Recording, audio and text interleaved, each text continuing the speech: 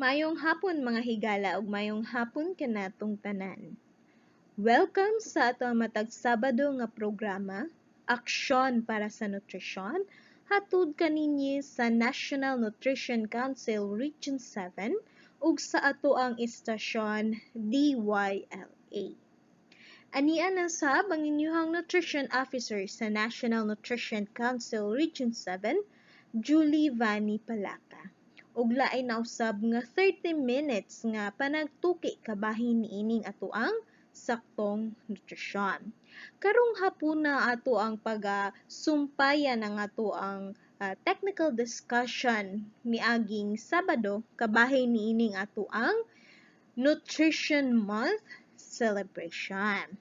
Apan before ta mag-start or mag-continue sa ato ang technical discussion, ato asang ipasupot ang ato ang sinimana nga Nutri Recipe.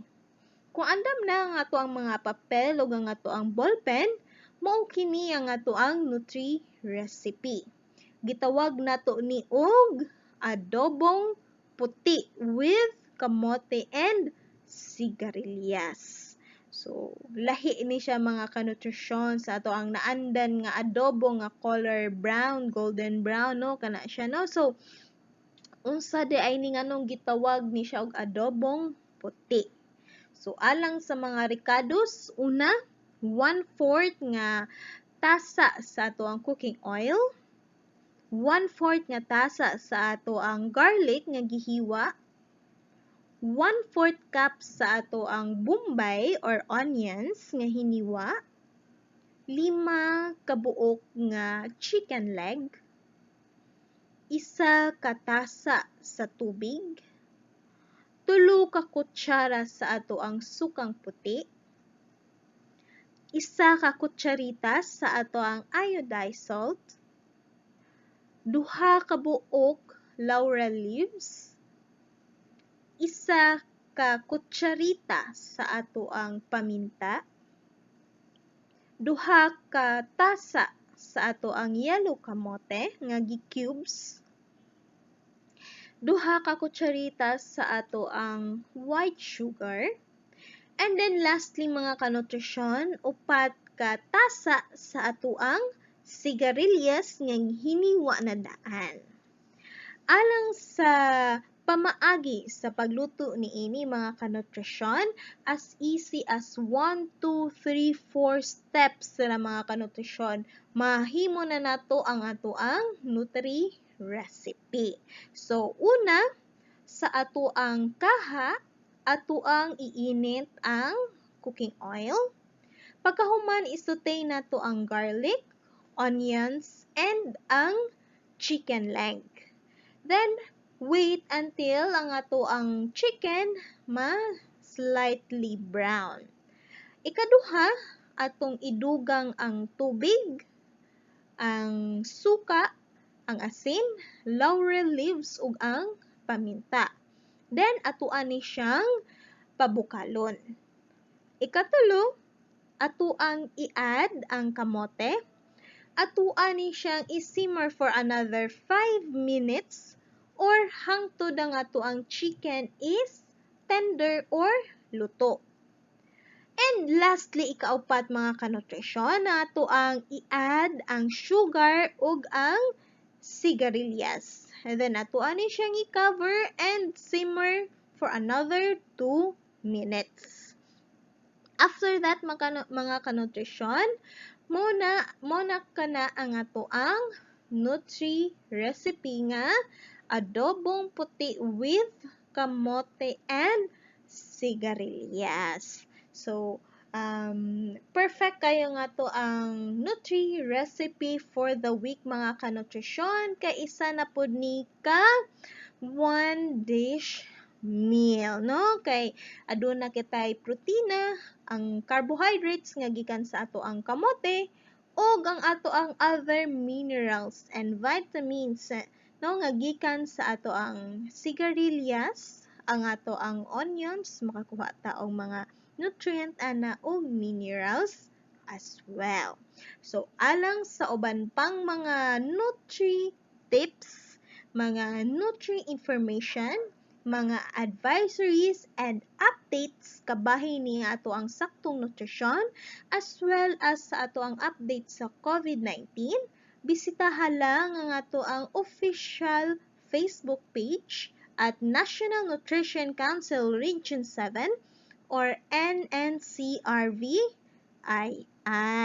So, there you have it mga kanutrisyon. O moadto na kita sa ato ang continuation sa technical discussion kabahin ni ining ato ang saktong nutrisyon ato ang ika-46 nga Nutrition Month celebration.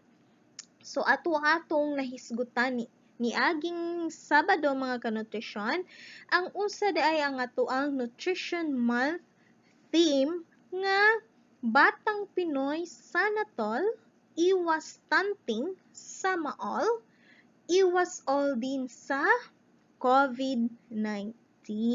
So, gifocus nato ni mga kanutrisyon, ilabi na ang kaning ato ang stunting, isa ni siya ka malnutrition problem nga ato ang giatubang dili lamang diri sa ato ang probinsya sa Cebu or sa rehiyon 7 kundi sa katibukan. So, kana siya no.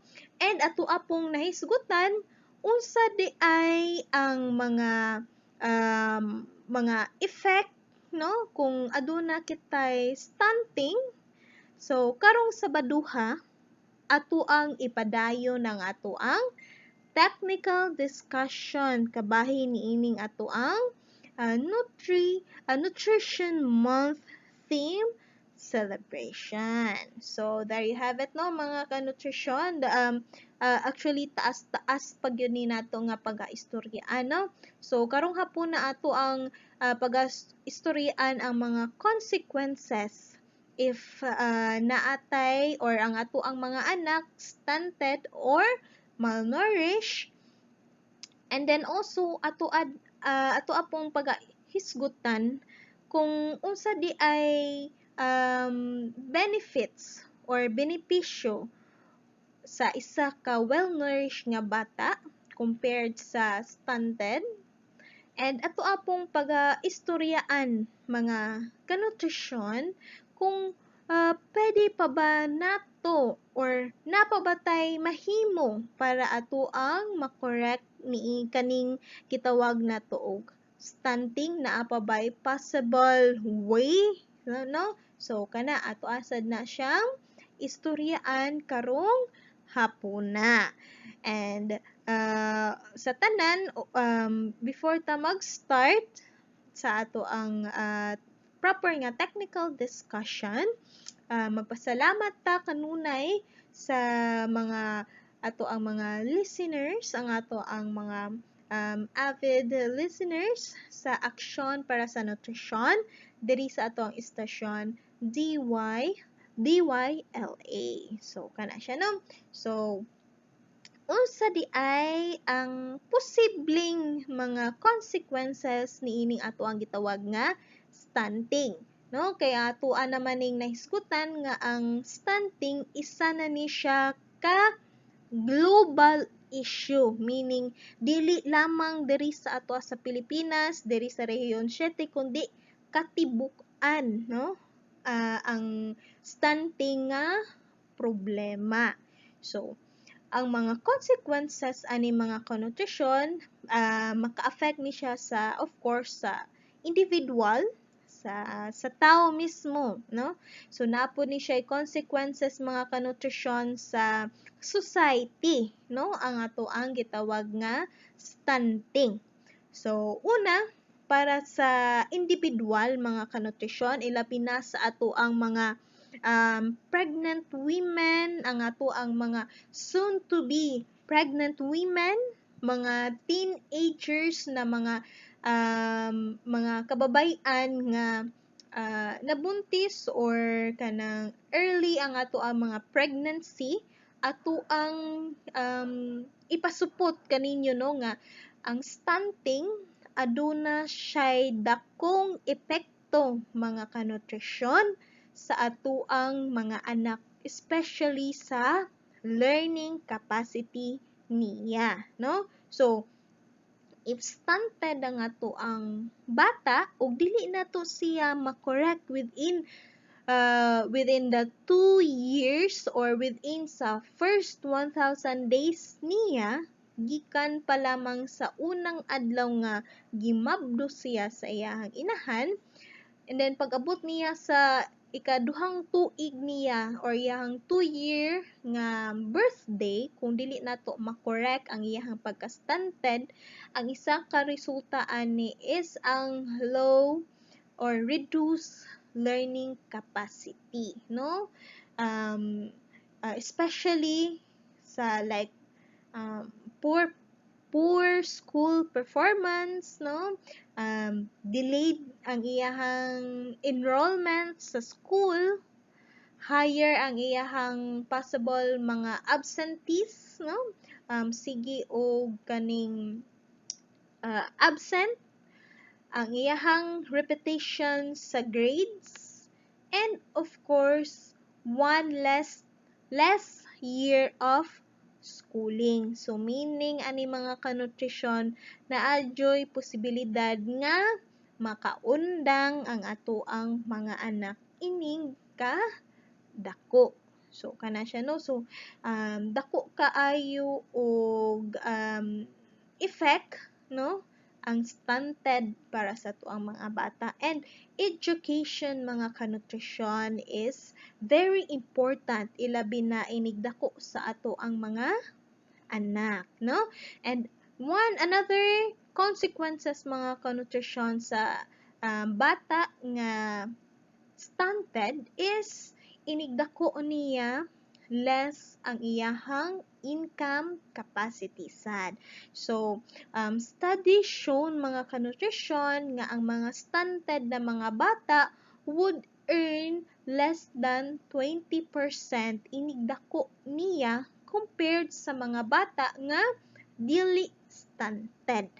So, kana siya, no? And ato apong ibalik, mga kanutrisyon, nga ang stunted dili lamang kini sa physical appearance makita nato. Isa na ana ang naay problema sa brain development sa ato ang mga anak. So, mo tong number 1 consequences nato if stunted ang ato ang mga anak is ang iyahang low learning capacity. So, kana siya, no? So, tanan man nga mga mama, mga inahan, no? Ganahan nga ang ilahang mga anak, ato ang mga anak, no? Kay bright and na ay nindot na future. So, kana siya.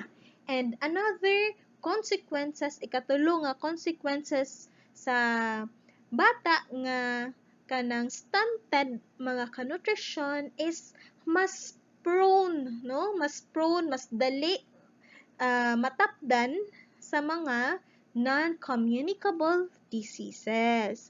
So, ang ato ang mga non-communicable diseases mo, kini ang ato ang mostly mga resulta po ni siya sa mga sedentary lifestyle and other pa nga mga consequences. So, one example sa non-communicable diseases, mga kanutrisyon, is kaning ato ang mga increased risk, no, ang atong stunted children sa coronary heart disease, ang ato ang stroke, hypertension, and naapoy correlation ang stunted to diabetes, ini kadako niya. So, mas taas or mas dali matapdan, kumbaga, ang mga stunted nga bata sa non-communicable diseases. So, kana siya, no? And also, sa ato ang ikaupat nga consequences sa isa ka individual nga stunted is aduna kini impact sa iyahang behavioral development. So, aside sa physical, sa brain development, naa pagyoy sa behavioral development, no? So, ang mga stunted na mga bata, mga kanutrisyon, are more apathetic, display less exploratory behavior, have altered psychological arousal. Then also, mutend sa ni siya sa more of kanang maka-experience sila mga anxiety, kaning depression, and depression no mga ka-nutrition is not kumbaga dili siya ing ana ka simple no kay when we say depression lisod kaayo sa ni siya nato no kailangan jud ni siya og management sad kana and lower self-esteem compared sa mga non-stunted children no so kumbaga dili kaayo siya kanang kumbaga dili kayo confident no kana siya and also need sa ato ang mga kabatan-unan especially sa ato ang generations karon nga more of kailangan confident permi no kay it helps also mga ka-nutrition. So there you have it no mga ato ang upat ka consequences sa stunting para sa isa ka individual. Then also mga ka-nutrition aduna sad kini consequences sa atuang society ug mao kana ang loss sa atuang economic productivity. So around study shows no mga ka-nutrition nga around 1% loss in adult height is equivalent to 1.4% loss sa economic productivity. So, mo-reducean ang income per capita by 7% and ang cost sa childhood undernutrition in the Philippines is around 1.5 to 3% sa ato ang gross domestic product per year. In short, mas kumbaga in the long run or for the whole year, mas dako hinuon ato ang magasto mga ka-nutrition para sa medications sa ato ang mga child nga mga undernourished, no? Kaya nga ato ang stunting mga ka-nutrition isa po ni siya sa klase sa undernutrition wherein kailangan nato kailangan siya og more interventions, more policies para atuag yun ni siyang ma-end, no? Or atuan ni siyang masugpo, kumbaga, no? So, kung dili man nato siya ma-0% ang ato ang malnutrition problem, but atua siyang ma-decrease ang ato ang malnutrition problem. And isa na siya sa ato ang objective sa ato ang Nutrition Month celebration karong tuiga nga makakumita og mga stakeholders para mo invest to scale up our nutrition interventions. Mo help us out to solve our nutrition problems here in the Philippines as a whole. Kaya ang nutrition, mga ka-nutrition, is a multi-sectoral. We need multi-sectoral solutions aning ato ang malnutrition. So, dira mga ka-nutrition, musulod ang ato ang health, musulod ang ato ang agriculture, musulod sad ang ato ang mga lawmakers. So, kana no? And sa ato ang pangutana ganina, unsa di ay kumbaga advantage no mga ka-nutrition sa isa ka well-nourished nga bata compared sa bata nga stunted. So isa na ana mga ka-nutrition of course is ang higher ang iyahang mga test scores on cognitive assessment and also ang iyahang activity level. And also 33% no likely to escape poverty. No, so kinsa may dili ganahan nga makalingkawas ta sa ato ang mga kawadon. So kana siya no. So maunay mga advantages, good effects, no? Dili lang kay inig kabata kundi inig dako pag yun, no? So kana mga nutrition.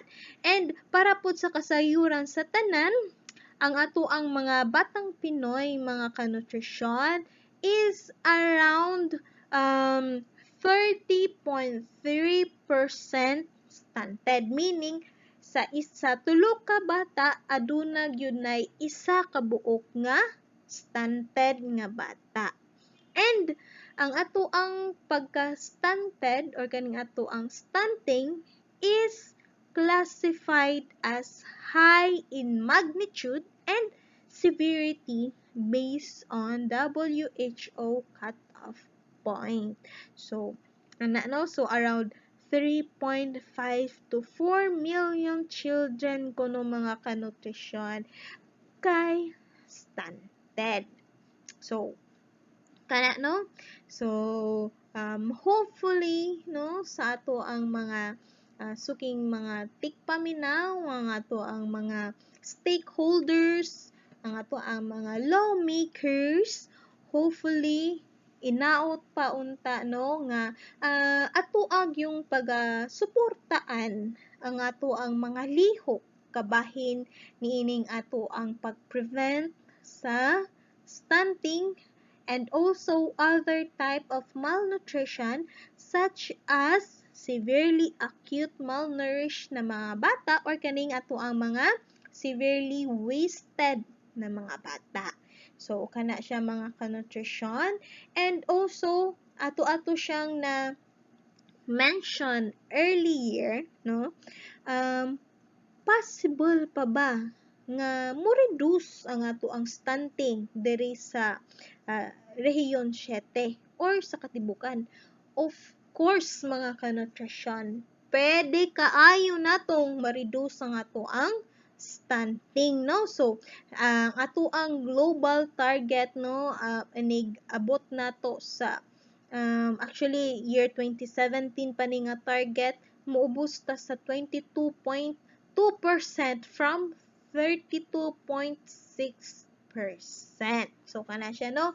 And, kung ato ang mga experiences, no, mga ka-nutrition, mga ways, unsaon day nato pag-reduce niining ato ang stunting, sa ato ang other, no, nga mga countries, like, for example, ang ato ang Peru or ang ato ang Bolivia, kay isa ni siya sa mga tag-as o stunting rate sa una, but then ilahang napaubos ang ilahang stunting rate pinaagi sa una kung sa Peru is ang high level of political commitment. So dako magod ni siyang impact sa mga ka-nutrition ang involvement, ang commitment sa ato ang mga officials, no, not only sa barangay level but also sa municipal, sa city level, provincial level, regions level, ug sa katibukan. Kana, no? And another nga gibuhat sa Peru mga ka-nutrition is ang pag-integrate sa ato ang nutrition sa social protection strategies and effective behavior change strategy. Kaya dako kaayong impact ang behavior, no, mga ka-nutrition ato ang mga tuo-tuo ug unsa pa nang mga fallacies kabahin niining ato ang stunting. So mo na siya ang gibuhat sa Peru. And also sa Bolivia naa sila'y joint programming model, no, which is zero undernutrition. And then another one is ang pag-integrate, no, sa promotion sa exclusive breastfeeding and also sa kaning ato ang complementary feeding, no, sa isa ka mga interventions na kailangan yun fully sakto ang ato ang pag-perform sad. And also access sa clean waters, ato ang sanitation, education, healthcare, and nutrition services. So, kani siya mga kanutrisyon, dako sa di siya impact para sa isa ka well-nourished na bata. So, as we've said earlier, ang nutrition is a holistic type of approach ang gikinahanglan. So, kana no mga kanutrisyon, and also pod mga kanutrisyon ang ilabin na gyud ang pag-observe sa kaning ato ang first 1,000 days. So, gikan pa lang sa pagmabdos, unang mabdos ni mama, sakto na ang iyahang nutrisyon, no? Mukaon og tarong, magpa-prenatal, no? Tanang services dapat nga para sa isa ka pregnant women ang iyahag yung ma-receive kana siya. Then inig anak sa ato ang baby sud sa unom ka buwan or 180 days ni baby ato yun ni siya i-exclusive breast feeding. Then after that is complementary food plus the breast milk. So, dako kaayong impact gyud ang first 1,000 days sa katibukan nga nutrition status sa ato ang mga bata.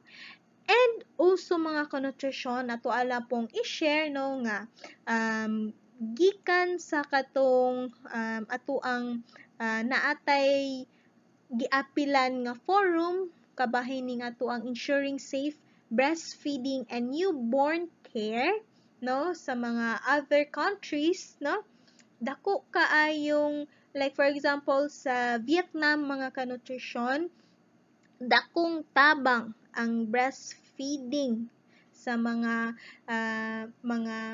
babies no, and then also dako pod siya impact no, ilabi na sa ato ang pandemic karon. So nagpagawas na pod ang ato ang National Nutrition Council ana og advisory kabahin niining ato ang Executive Order 51 ang Milk Code diin wala tay laing ihatag sa ato ang mga babies especially 6 months and below kundi ang breast milk ra gyud ni mommy, and wala tayong mga milk formula or milk substitute na mga donations. So, there you have it mga kanutrisyon, ang ato ang technical discussion, mga kabahin niining ato ang Nutrition Month celebration nga nag-focus niining ato ang gitawag nga stunting. Og sa sunod Sabado mga kanutrisyon, ato ana pong isumpay ang another nga technical discussion gihapon kabahin niining ato ang Nutrition Month. Atong pagastoryaan ang cycle sa stunting kana siya no, ato pong pagaistoryan mga kanutrisyon unsa di ay mga legal basis to support ani niya. And lastly pod mga kanutrisyon, ato ang mga lakang para ato ang ma-reduce ang kaning gitawag na tuog stunting. And once again mga kanutrisyon, magpasalamat ta sa ato ang istasyon DYLA sa matag Sabado nga programa kabahin ni ato ang saktong nutrisyon. Magpasalamat sa ta mga kanutrisyon sa ato ang mga listeners, atong mga avid listeners sa kahanginan so, sa ato ang matag Sabado nga semana. And also kuyog-kuyogi gihapon mi sa sunod ug umaabot nga mga episodes sa ato ang aksyon para sa nutrisyon. O kini ang inyong nutritionist dietitian sa National Nutrition Council Region 7, Julie Vani Palaka. Ug maayong hapon kanatong tanan and Happy Nutrition Month.